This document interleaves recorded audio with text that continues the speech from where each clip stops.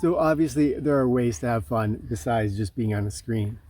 But to be clear before we embark on this, so you're not thinking that Mirabelle is just someone who has never even been allowed to see technology, you do play video games. Yeah, once in a while. Once in a while. On a PC, not on a console, because we don't have a console.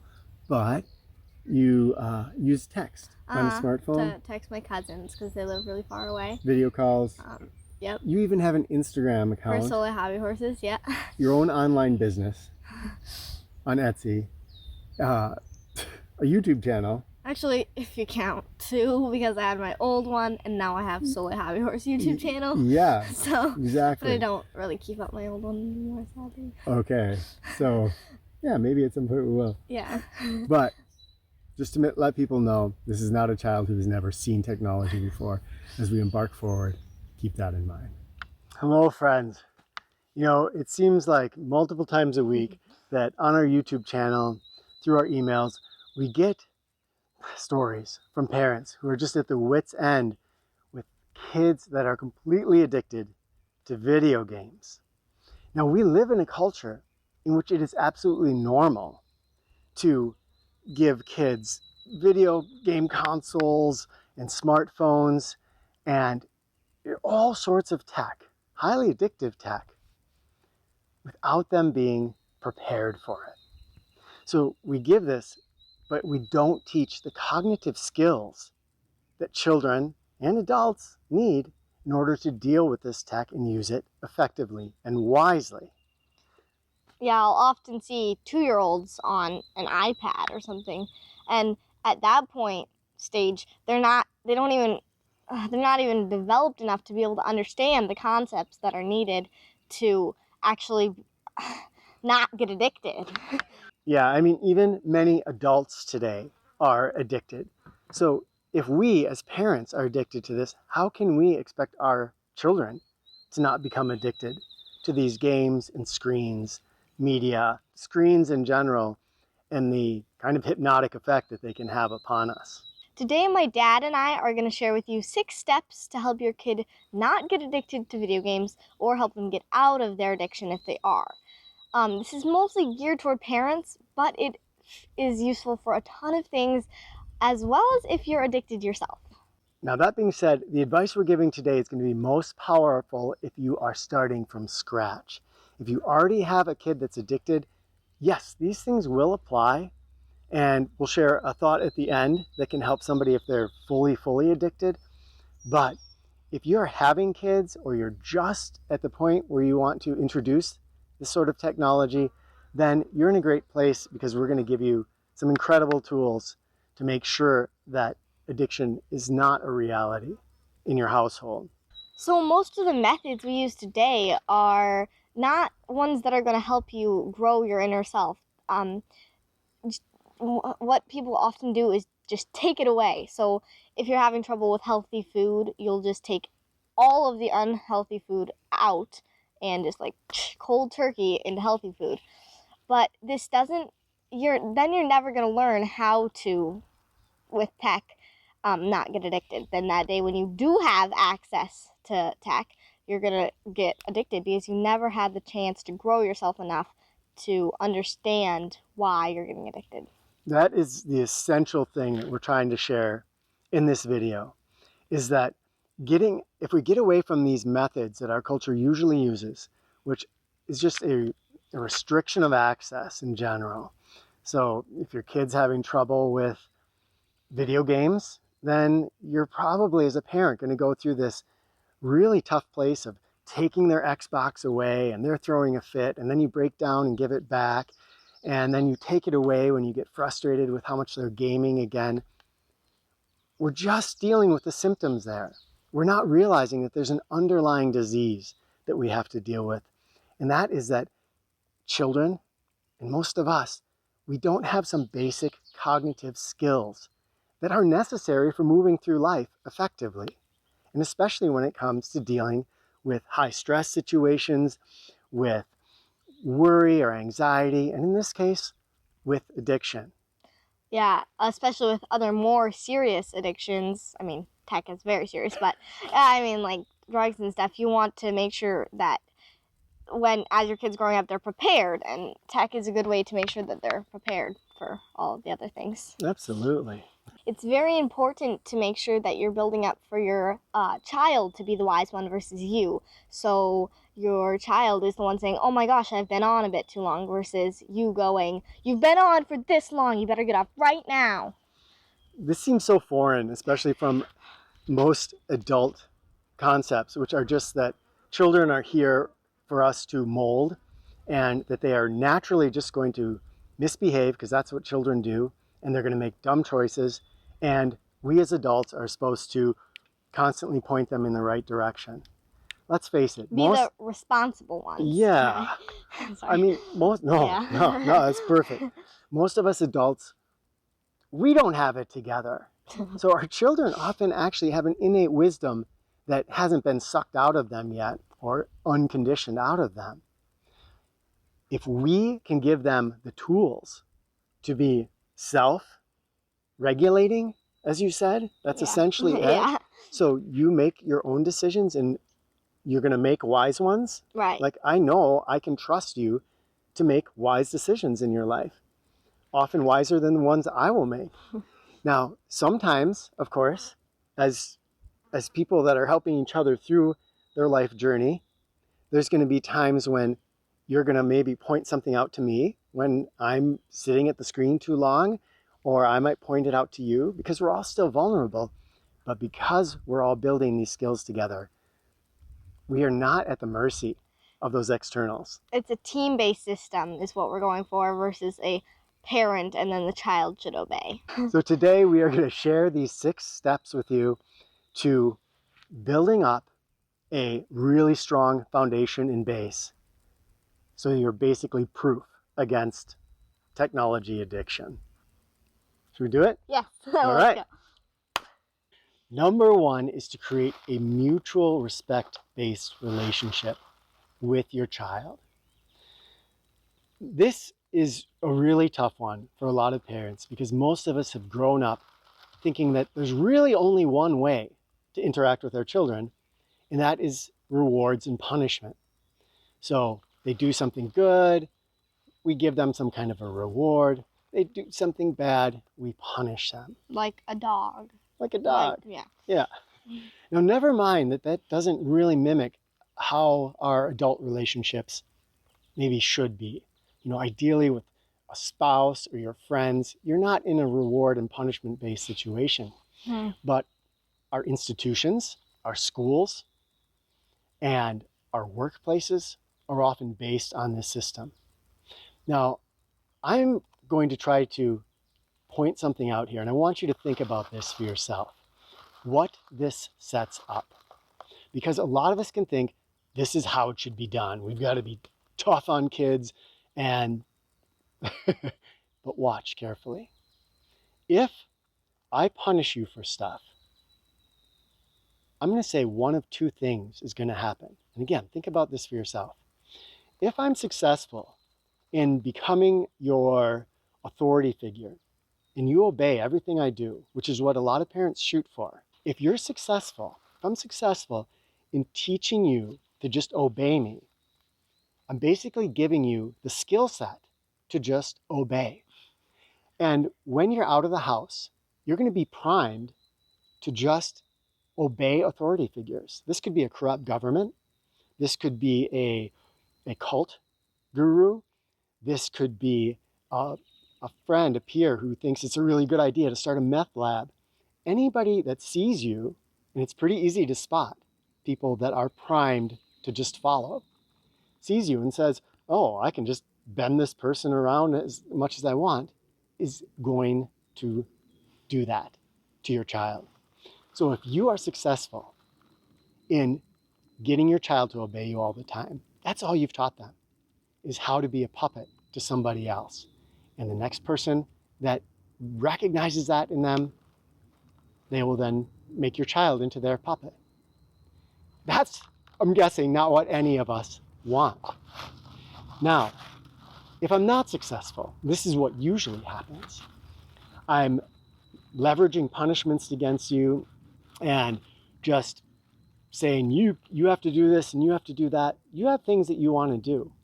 You're not going to respect me, right? I mean, how many people respect someone that just bosses them around?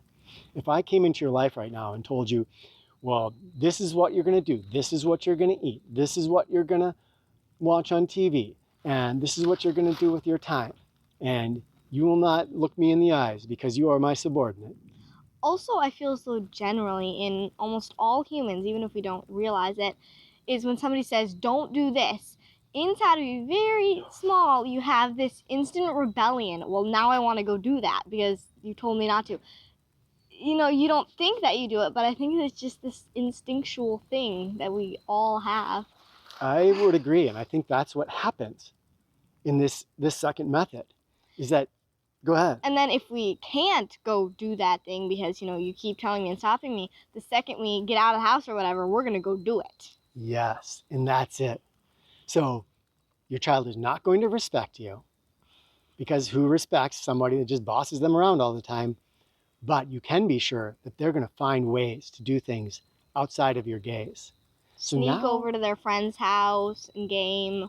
essentially, you're teaching them to be liars and deceivers. And they're learning how to deceive you. And they will go through life skulking around, because that's the skills they've learned from you, trying to hide from authority. They won't be people that can stand up and say, hey, this is the way I think things should be, and be able to speak intelligently to that. So this rewards punishment system creates either puppets or deceivers. Is that what we want our children to be? No. No. So how do we do this? Because this is so foreign to so many of us, it can seem impossible to even know where to start with your children as far as developing a respect-based relationship. A respect-based relationship, by the way, mutual respect, is just where I respect you and you respect me. And that inspires both of us to be worthy of that respect, to be our best selves. As parents, often, or authority figures of any kind, we see this, it's rampant with politicians, because we don't have respect-based relationships, and people think they just should deserve respect because they are called the president or they are called the boss, then they can be their worst selves. And few of those people are worthy of our respect. Being a person that's worthy of respect, that inspires me and you, I think, to be the best people that we can be for each other and with each other. So the first step here is to ditch that punishment reward system. And we do actually have plenty of examples in our life of how to do this. Ideally, if you have a spouse, you already have a great example of that. You're not sitting there punishing and rewarding each other. Obviously, some marriages are like that, but it's not very ideal. If you have friends, ideally, you're not in a rewards punishment-based sort of situation with them. You're friends with them because you respect them and they respect you. It's a simple human relationship that is so much more effective than a rewards, punishment, or authoritarian-based system. Respect is often confused with fear, but that's not what we're talking about when we say respect. Respect, we're speaking about a mutual appreciation of someone's qualities. So a perfect example would be listening.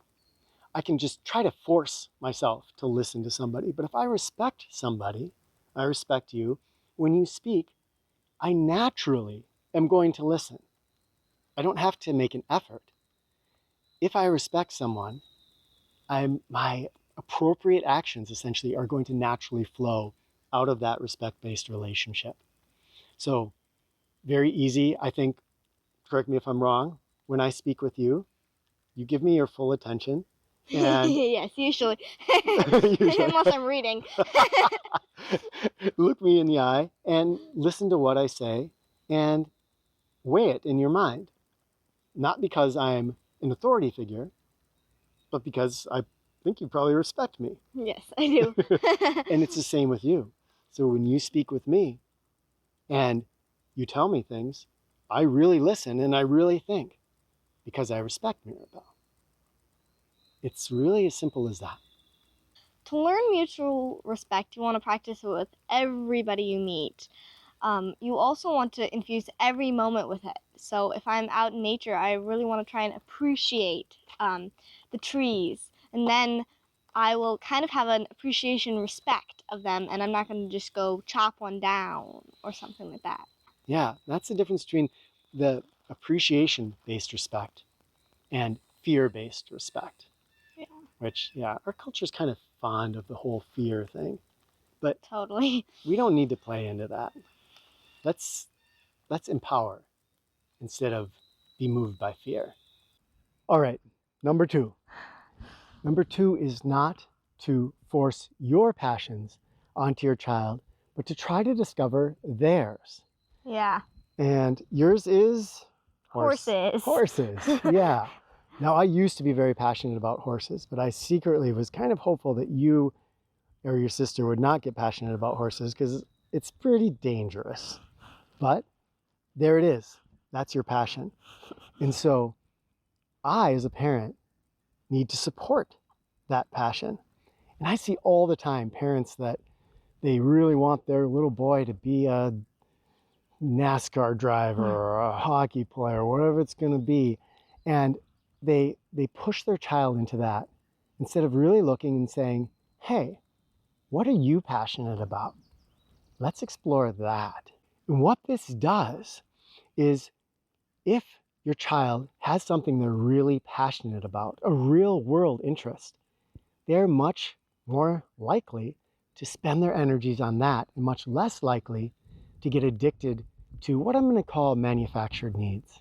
And we might say, oh, well, my child's passion is video games. Now, some people do get passionate about video games, but I'm going to suggest that that's a little bit of a manufactured need or desire almost all of the time. It's a little like cigarettes. People really desire their cigarettes really badly, but you didn't desire it until you started doing it. And because the cigarette is designed to be addictive, it's a desire that you get hooked on and then you kind of need it. And it feels more like something you just need rather than something you're really excited about. Video games, and many people who play can attest to this, it becomes something that you just sometimes need to do. And you might get excited about a new game coming out, but often you're just sitting down because it's the habit. Now, your horse stuff is not a habit that you ever feel like compulsion to do. You just love doing it. And so you always do it with excitement. Is that correct? Right, yeah. Okay. So a very different kind of passion than a manufactured passion. Now, this is a little challenging as parents because we have to let go of our ideas of what a child should like or enjoy and help them to get resources to become educated about and be able to engage in whatever their passion is. Your child might be super enthusiastic about painting or drawing or swimming. Cooking. Yeah, there's 1,000 real world passions out there. And most children will gravitate towards one of those, and adults, but we often don't even have the time or space in our lives in order to do that. So seeing what your child's interested in and then helping them along that path. Number 3 is to engage in family activities together that don't involve screens. Wait, you mean we shouldn't just all watch movies together constantly? No. The less tech, the better in this. You want to go for a walk together, play some games, Make camping. treasure hunts for yourself. Oh yeah, For yourself, your kids. we have a lot of fun with that. Oh, yeah, treasure yeah. hunts. Also, you know, if you live in the city or you don't really have enough time for designing a whole treasure hunt, go to the swimming pool and teach your kids some new strokes or whatever. Real life activities Yeah. that don't involve screens. We're all going to have screens in our lives to some extent. And there's nothing wrong with watching an occasional movie together. But if that is your regular activity with your children, you are priming and conditioning them to kind of use screens as their entertainment. Yeah. And again, very, very different than going out and doing real live things. Now, your kid might be totally addicted to some first-person shooter or something like that. And when they think, oh, go camping, it's going to sound completely boring. So there's other options. If they love that first-person shooter that they've become addicted to, they might really enjoy airsoft or paintball. We have, as you guys saw in the beginning of this, we have our padded arrows. There's all kinds of fun things you can do if you, go ahead. No, you can finish. If you think of riffing off of things that your kids are doing in their video games, how can you do that in real life? That's exactly what I was going to say. Basically make real life almost like their game so they're not needing to go to their game for the thing that they want to do, if that makes sense. Number 4 is a tough one for adults, and this one's really all on us. We need to set an example through our own actions. I hate to tell you, but kids are very good at spotting hypocrisy. If you are telling them to eat healthy while you're eating a candy bar, they are not going to do what you're telling them because they see you doing the opposite. Yes, so true. And so many of us adults are screen addicted. We sit on our screens, we sit on our smartphones, and then we tell our kids, you shouldn't be playing video games all day. I can just imagine you texting, or not you, but, you know, a person texting, looking up from their phone, seeing their kids on a video game and going, you should stop playing games. You're on the screens all the time, going back to texting. And this is back to that basic respect, mutual respect-based relationship. That is us as adults trying to exert our authority when we aren't walking our talk. And nobody's going to respect us if we're doing that. So we must walk our talk. If we don't want our children to be addicted to technology, we must be using technology with wisdom, with consciousness. Yeah, so I would recommend before you try and solve your kid's addiction, check and make sure you're not addicted first. And if you just unaddict yourself, see what happens to your kid. Very good advice. Number 5 brings up a problem that a lot of parents will write to me about. And they'll say, well, the problem is my kids are in a peer group where all of them are addicted to video games. And notice there's something built into that that's kind of hidden. And that's that if your child is in a peer group and doing what everybody else is doing, what are they doing? They've already learned to be a follower. And that's probably because there is not a mutual respect-based relationship in your household. If there was, they would start to be learning leadership qualities, essentially. They would respect themselves. They would be developing powerful cognitive skills. And here's the thing, we can then let our children know that they don't have to be followers in a group. They can be leaders in a group.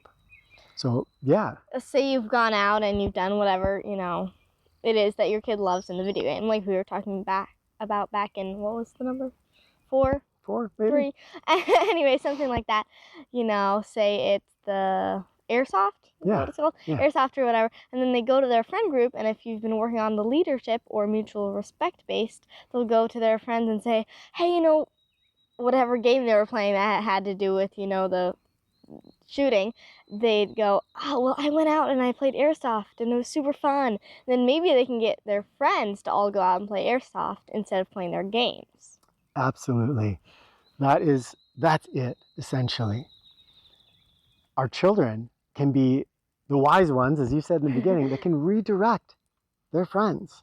Number 6 is to only bring tech into your child's life when they are cognitively ready to deal with a heroin level addictive substance. Now, there's no certain age for that. Some children might be ready at 4 or 5. Some might not be ready till they're 12 or 13. A lot of kids want that video game console. Don't bring that substance into their life until they are prepared to deal with it. And we might have to do another video at some point on specifically developing these cognitive skills. But what we're outlining here with these 6 points is a way to do it so that it happens naturally.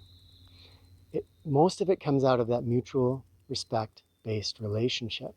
Because out of that, something special happens. If my child has a total meltdown, if I'm in a rewards punishment type of mentality, I'm probably just going to send them to their room.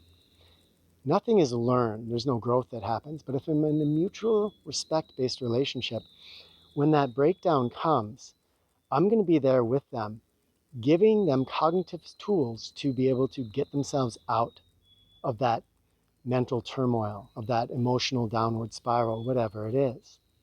So really, my friends, out of mutual respect, out of that kind of relationship grows the basic cognitive skills of problem solving, stress tolerance, emotional awareness and emotional resilience, anger management, frustration tolerance. A bunch of these basic skills are going to naturally evolve in your child when you use mutual respect-based relationships. Now, I'm going to spring something on you that you don't know about. And some people might find this shocking, and we're just going to give it a shot, okay? Okay. So, because something happens with children when they have these skills. Not only are they able to, well, actually, let me do the thing first, and then I'll explain what I'm talking about. Okay. You know what an Xbox is? No. An Xbox is a video game console. It's super fun. The controllers vibrate, and you can get any game in the world. Tons of horse games if you wanted to. And kids love this. Maybe, I don't know, they're pretty advanced, super realistic looking. If you want, right now, if you say yes, I promise I will do this. If you say yes, I'll get you an Xbox. Do you want one? No. No. No. Save the money for a real horse or something. Notice that. Notice that. Okay. You have friends, your cousins, that have smartphones. Mm-hmm. Okay. You text them sometimes or send them video calls and stuff. Yeah, through your phone. Yeah. I'm going to make you another offer right now. Okay. If you want, you can have your own smartphone that has your own, we'll sign it up so you can make phone calls and everything else, and it'll be all yours. Do you want that? I think I'll just stick with using yours. And I mean, the useful thing I would be able to call you guys if you were someplace that I couldn't reach you. But otherwise, I don't really need it right now because none of my really, I mean, I wouldn't really need it because my cousins, I can just contact them through your phone if I want to. And I don't even do that a lot, so. So that was for real, my friends. And I don't think there's many children in the world that would have refused. I mean, you refused both of them. So note that. It's really, really important because as children develop these cognitive skills, not only are they able to resist the addiction, but they're able to look and say, do I want or need that in my life right now? Is it going to positively add to my life? Or, like you say, take that money and put it towards a real horse, a real thing, instead of sitting in front of a screen. This is not magic. You have grown up in a mutually respectful based relationship, which has allowed you to develop cognitive skills that many adults do not have. And how old are you right now? 12. 12. Okay. Any of us can do this with our children. It is not magic. It just takes a true questioning of the habits of our culture. Our culture has some pretty screwed up ways, in my opinion, of doing a lot of things. And we look and we see the same problems recurring over and over and over again. And we keep trying with the same methods to fix those things. We need some paradigm shifts. This is one of them. If every child was raised in a mutual respect-based relationship, all of our children would grow up with these cognitive skills. They'd be able to question the consumerism that owns so many of us. They would be able to think critically. They would be able to communicate with each other and with other adults. They would not be completely at the mercy of these really powerful technologies that get most of us addicted. Imagine if the world was like that. That would just be amazing. Everybody would just, I don't know, it'd just be awesome. So give that some thought and question some of these paradigms, because there's something really amazing waiting on the other side. I'm going to quick plug my book, Becoming Dungeon Master, because if you or someone you know or your child is completely addicted to the point where you can't even feel like you can begin the first steps of a mutual respect-based relationship, I've heard from people that this book has made a difference in some kids' lives, in some people's lives, in that you put it there, it caters to the gaming mindset. It's kind of written from that, that aspect. And it helps people to take all the passion they have for video gaming and to turn it to real life, to see each other as characters and to start interacting with life in new ways. So check that out if you want something that, if you feel like you're out of answers, it might be a way out. No guarantees with anything. These are really powerful addictions, but it stands a chance at least. All right, that was super fun doing that video with you. Hopefully you've gotten the main gist of this video, which is that if we go about it in the usual ways, if we just try to punish our children or take the things away and give them back, we're not giving them the skills they need to be able to navigate this or any of the other powerful life challenges that they will face as they move forward in life. So use this mutual respect-based relationship principle, and they are going to develop skills that will serve them basically no matter what they encounter. Okay, well, thank you so much for watching, and share your thoughts in the comments and let us know if this helped you in any way. All right. Love to you all, and we'll talk with you down in the comments. Bye.